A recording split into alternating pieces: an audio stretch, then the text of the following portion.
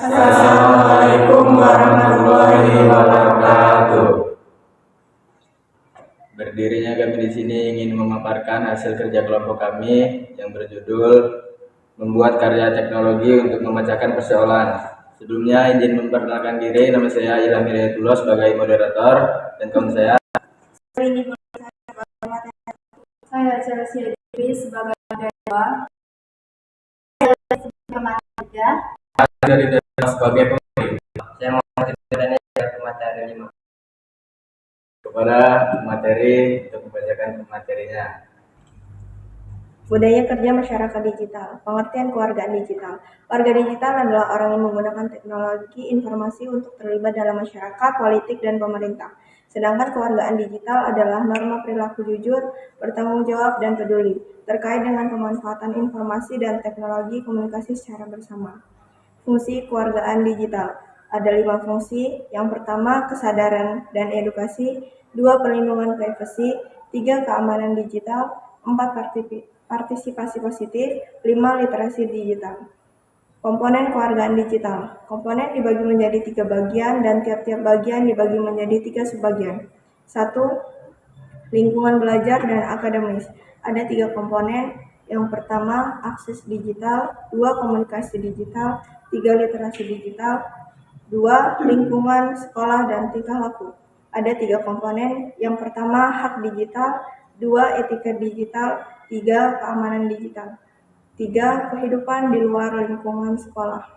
Ada 2 komponen. Yang pertama, hukum digital. 2, transaksi digital. Kelebihan bekerja dalam tim. Yang pertama, 1, meningkatkan efisiensi. 2, mendapatkan ide-ide baru. Ketiga, mendapatkan pengalaman belajar. Adapun tantangan untuk membangun budaya kerja di era digital, yang pertama, anggota tim tidak akomodatif dengan jadwal flexi work. 2, tim terlalu kaku dan menutup diri. 3, tim membutuhkan banyak waktu untuk merespon isu-isu internal. B.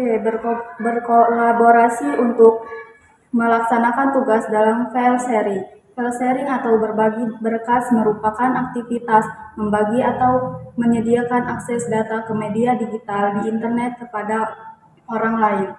File sharing memiliki manfaat sebagai berikut. 1. Kemudahan dalam berbagi berkas kepada orang lain yang tak terbatas jumlahnya. 2. Pengelolaan berkas jadi lebih mudah. 3. Tidak perlu lagi menyimpan data menggunakan perangkat penyimpanan seperti flash disk ataupun hard disk. 4. Bisa membagi berkas dengan ukuran yang cukup besar. Adapun banyak metode yang dapat digunakan untuk melakukan file sharing. 1. Sharing file atau folder di Windows 10. A. Mengaktifkan fitur sharing file di komputer. 1. Ubah network profil menjadi privat. 2. Aktifkan file dan printer sharing untuk profil privat. 3. Klik pada Alt Network, lalu pilih Turn off Password Protect Sharing, lalu klik Save Change. 2. Sharing file dengan Google Drive. File sharing dengan Google Drive memungkinkan pengguna untuk berbagi file dan folder dengan orang lain secara mudah dan aman melalui internet. Berikut langkah-langkah berbagi file dengan Google Drive. A. Berbagi file dengan sekelompok orang yang terbatas. 1. Pertama-tama buka halaman Drive Google.com dan pastikan telah login dengan akun Google masing-masing. 2. Pilih dan unggah file yang ingin di-share dengan cara mengetuk tombol plus, new, dan pilih menu file upload. 3. Pilih file yang ingin dibagi, kemudian klik tombol share. 4. Sebuah kotak dialog akan muncul pada kotak tambahkan orang dan grup. Ketik alamat email dari orang yang ingin Anda bagi file. 5. File Anda akan dibagikan.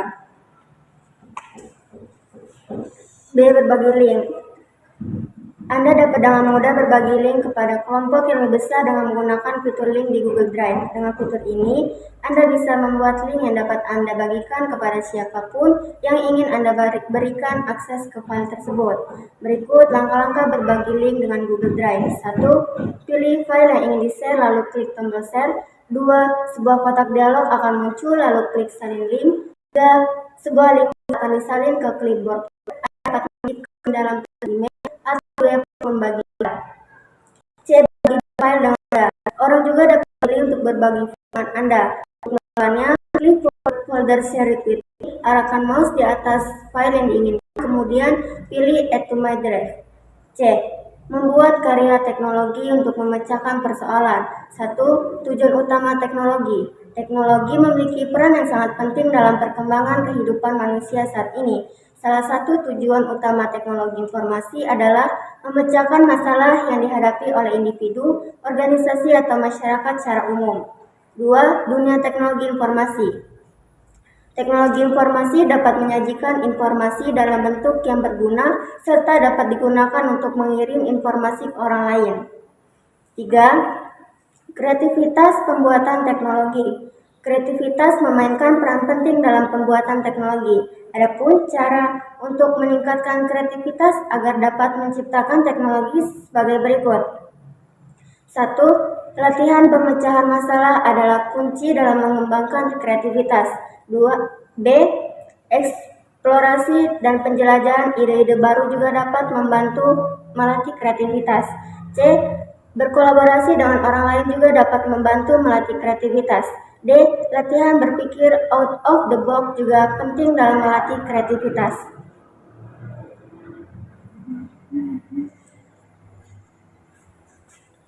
Empat, membuat program biodata siswa. Setelah mempelajari tujuan utama teknologi, dunia teknologi informasi, dan kreativitas dalam pembuatan teknologi, maka selanjutnya akan mencoba membuat program sendiri.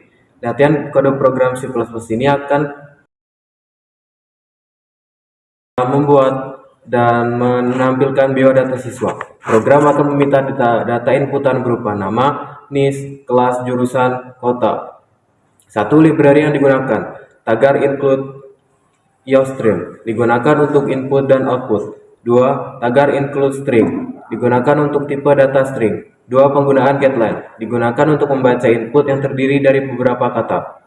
5. Membuat program menghitung diskon potongan harga. Latihan kode program C++ ini akan membahas cara membuat dan mendapatkan diskon potongan harga. Program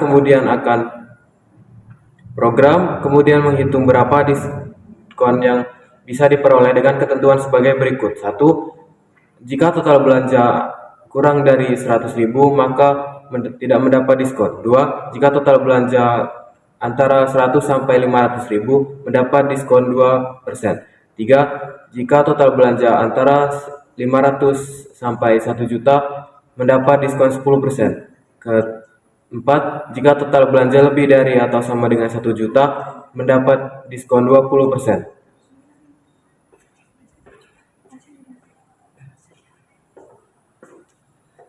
Membuat program konversi suhu Celcius.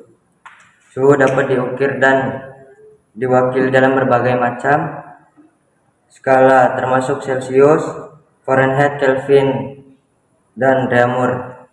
Skala Celcius yang paling umum digunakan. Program akan meminta satu input berupa suhu dalam satuan derajat Celcius. Untuk membuat program ini, kita harus terlebih dahulu memahami rumus konversi suhu dan Celcius ke 3 jenis suhu lainnya. Sekian dari kami, kurang lebihnya kami mohon maaf. Kami tutup. Assalamualaikum warahmatullahi wabarakatuh.